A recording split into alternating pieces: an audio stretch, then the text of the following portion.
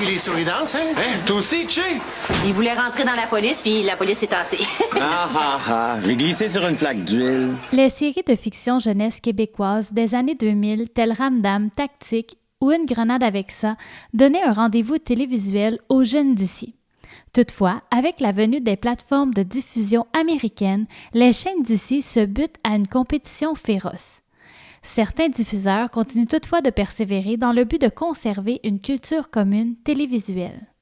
Je pense que dans la vision que j'ai de Télé-Québec et présentement qui est la vision actuelle, je ne dis pas dans 20 ans si ça changera ou pas, mais il va toujours y avoir une grande présence de la jeunesse à l'antenne linéaire. On considère de moins en moins juste un écran. On pense toujours plusieurs écrans. Donc, ça se peut qu'on ait un seul rendez-vous original, par exemple comme les têtes pas de poule sur le linéaire, mais on a quand même une offre variée sur le non-linéaire parce qu'il y a plus d'opportunités sur le non-linéaire que de cases dans la grille linéaire. Depuis le changement de vocation de VRAC, la jeunesse québécoise n'a plus de chaîne télévisuelle destinée à elle. De plus, les plateformes de diffusion ont gagné en popularité chez les jeunes. L'Observatoire des technologies médias rapporte que 62% des Québécois francophones ont un abonnement à Netflix contre 13% pour la plateforme Tout.tv.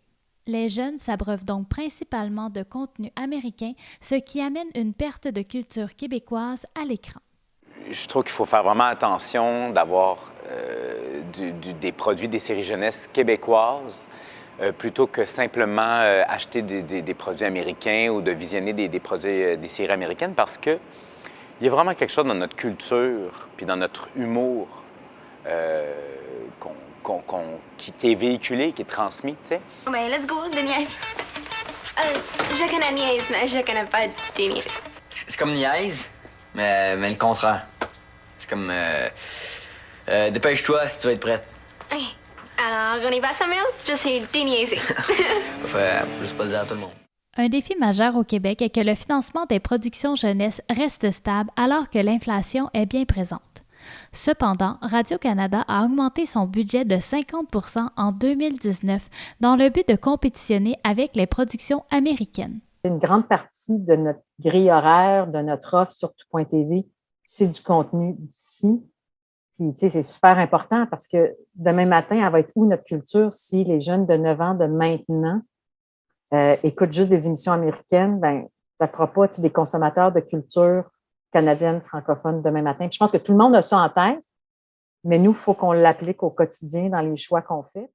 Il reste tout de même qu'au Québec, il s'agit de milliers de dollars qui sont investis par épisode, tandis que des géants tels Netflix investissent des millions de dollars par épisode. J'aurai jamais autant d'argent de Disney, j'aurai jamais une aussi grande portée que Netflix. J'essaie de regarder le problème autrement. Moi, je peux assurément proposer quelque chose d'unique, d'important, d'intéressant aux enfants d'ici. Quelque chose qui est fait dans leur culture, dans leur langue, qui est une possibilité de proximité. Ça, il y a juste moi qui peux le faire. Disney ne viendra pas tourner une production originale spéciale au Québec pour le diffuser aux enfants du Québec, mais moi, je peux faire ça. Il y en a combien? J'en ai compté 5. Non, c'est parce qu'ils bougent.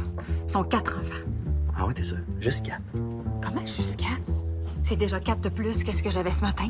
Si on finit par réglementer les plateformes de streaming, donc le fameux projet de loi C11, s'il finit par être adopté et que le CRTC peut réglementer les plateformes de streaming comme Netflix, Amazon, Disney+, et de leur demander de réinvestir une partie de leurs profits faits au Canada dans notre production télévisuelle, bien ça pourrait aider justement à ce qu'on ait dans les prochaines années des budgets plus appréciables qui vont permettre aux créateurs d'ici de mieux compétitionner avec ce qui se fait ailleurs.